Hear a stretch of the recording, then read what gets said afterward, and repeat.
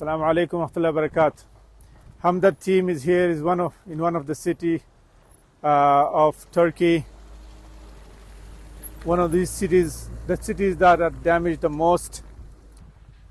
In this town, from this town to here, it was about 50 miles.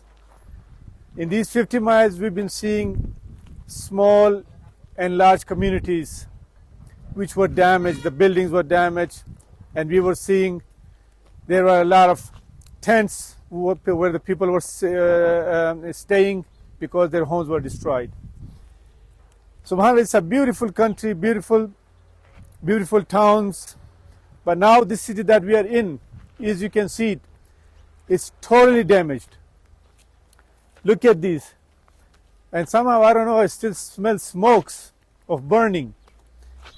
But look at this, it's totally destroyed. It's unbelievable. It's like a tornado came in here. It's like very quiet place, no people here for now at the present time. But there are families, there are houses who have lost total families.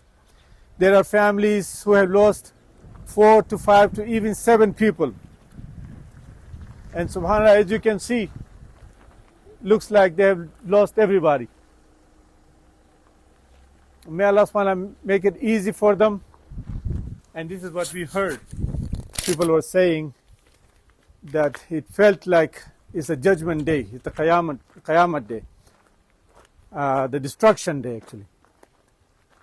But then we heard that some of the people said, no, it's not Friday, so it's not the last day of the earth. But subhanAllah, look at this. Imagine.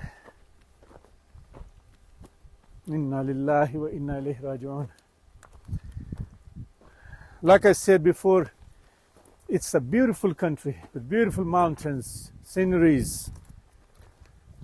But look at this now. There's a masjid right there. Hopefully it's not destroyed. SubhanAllah.